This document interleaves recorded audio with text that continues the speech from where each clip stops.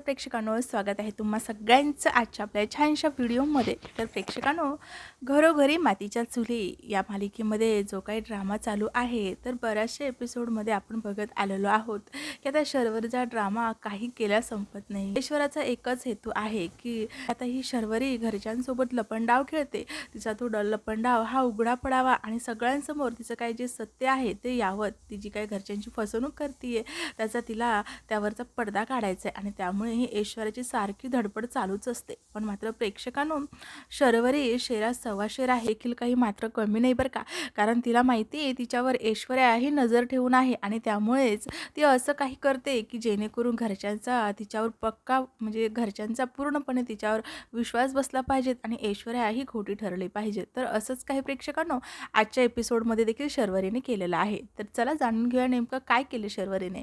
तर प्रेक्षकांनो, आता इथे सुमित्रा शर्वरी घरी नसल्यामुळे तिच्या काळजीमध्ये असते आणि तेवढ्यातच तिथे जानकी, अवंतिका आणि ऐश्वर्या हे देखील आलेले असतात। त्यांच्यावर बरेचसे काही ऐश्वर्यावर इथे आरोप देखील मागच्या एपिसोडमध्ये आपण बघितलेले आहे की सुमित्राने लावलेले असतात। पण तरी देखील आता इथे ही सुमित्राला बोलते, काय शर्वरी घरी नाही आहे?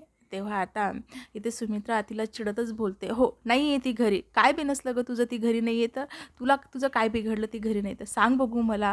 ए बाई ऐश्वर्या, मीला तुझ्यासमोर हात जोडते, तू भांडणं लावणं आणि भांडण करणं जरा थांबव गं, घरात शांतता राहू दे, असं काही तिला ती आता इथे चिडतच बोलत असते।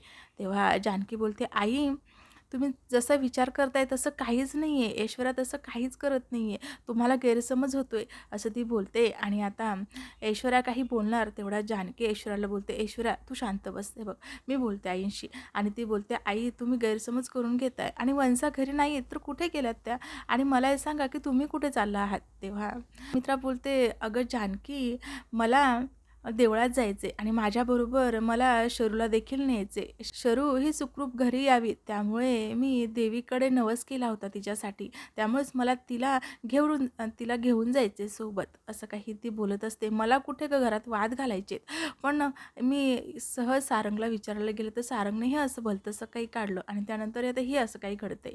तेव्हा जानकी बोलते, आई तुम्ही नका काळजी करू, येतील वंसा, थांबा मी त्यांना फोन लावते। आणि आता जानकी ही शर्वरीला फोन लावत असते, तेवढ्यात शर्वरी ही आलेली असते। आता तेव्हा जानकी शर्वरीला बघते आणि बोलते, वंसा तुम्ही आलात, कुठे गेला होतात वंसा तुम्ही, असं ती बोलत असते। तेव्हाच आता इथे सुमित्रा देखील बोलते, शरू अगं कुठे गेली होतीस तू, कुणाला काही न सांगता, असं तिला बोलते। तेव्हा ती बोलते, आई अगं मी कुठे गेले होते ना हे माझं मलाच कळत नव्हतं, मी फक्त चालत चालत चालत होते। आता हा ड्रामा प्रेक्षकांनो नवीन शर्वरीचा, शर्वरी तिच्या आईला आणि बाकींच्या घरच्यांना असं तिने घोळात घेतलेला आहे की सगळ्या विश्वासच बसतो। आता इथे ती बोलत असते, अगं आई मला ना काहीच भान नव्हतं, मी कुठे जात होते, फक्त मला चालावंसं वाटत होतं, त्यामुळे रस्त्याने मी फक्त चालत चालत चालत होते आणि बरेचसे लांब गेले मी चालत चालत, पण तेव्हा समोरून एक बाईक आले आणि तिने हॉर्न वाजवला, त्याच मी भानावर आले, मी बघते तर काय की मी खूप लांब चालत चालत आले आणि तेव्हा आम्ही पुन्हा आता घरी येण्यासाठी निघाले आणि आता घरी आले गाई, असं तरी एकदम चेहरा पाडून ती बोलत असते। आणि तेव्हाच आता इथे जानकी, अवंतिका ह्या काळजीत पडतात, सुमित्रा देखील काळजीत पडतात।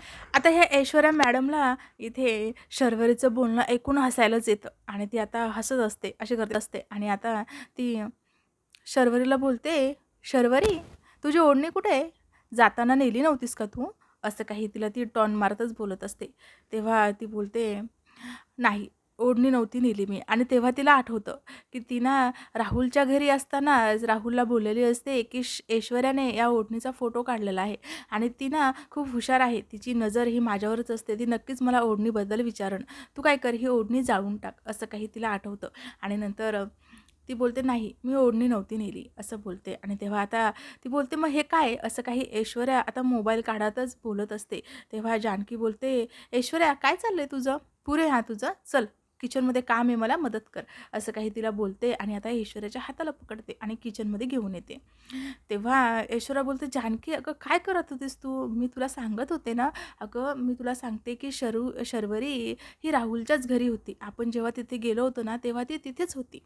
तेव्हा जानकी बोलते, हो वंसा जर तिथे होत्या तर मग त्या आपल्याला दिसल्या का नाही, नाही म्हणजे त्या तिथे होत्या ना तर मग आपल्याला दिसल्या का नाही त्या राहुलच्या घरी, असं बोलत असते. तेव्हा ती बोलते, अगं शर्वरी खूप हुशार आहे, लपली असेल ती. तेव्हा जानकी बोलते, अगं तिला लपायची काय गरज आहे? आपण तिथे गेलो असतो आणि जरी वंसा तिथे असत्या तर ते आपल्याला सांगू शकत होत्या ना, की मी राहुलची माफी मागण्यासाठी इथे आली आहे. त्यांना लपायची काय गरज आहे? तेव्हा तिथे अवंतिका बोलते, हो वहिनी, मला ना शरूताईबद्दल खूप वाईट वाटते हं. आणि राहुलबद्दल देखील राहुलच्या डोळ्यात ना मला खरं प्रेम दिसलं. तो खरं प्रेम करतोय हो तिच्यावर. बरं झालं आपण त्याची माफी मागायला गेलोत. असं काही ती इथे बोलत असते आणि तेव्हा ती बोलते, शरूताई आणि राहुलबद्दल विचार करायला हवा, असं काही ती आता इथे बोलत असते. तेव्हा जानकी बोलते, हो, आपण याबद्दल विचार करायला हवा.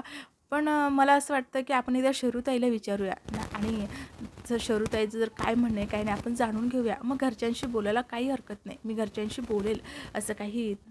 आता हे सगळे बोलणे इथे शर्वरीने ऐकलेले असतात. शर्वरीच्या सगळं मनाप्रमाणेच होत असतं आणि तेवढ्यातच तिथे शर्वरी येते आणि बोलते, वहिनी, अगं मी राहुलला नाही भेटू शकत. माझी इच्छा जरी असली ना त्याला भेटायची, तरी देखील मी त्याला नाही भेटू शकत. तेव्हा अवंतिका बोलते, का शरूताई, तुम्ही त्यांना भेटा, तुमच्या मनाला जरा हलकं वाटेल, त्यांची तुम्ही माफी मागा.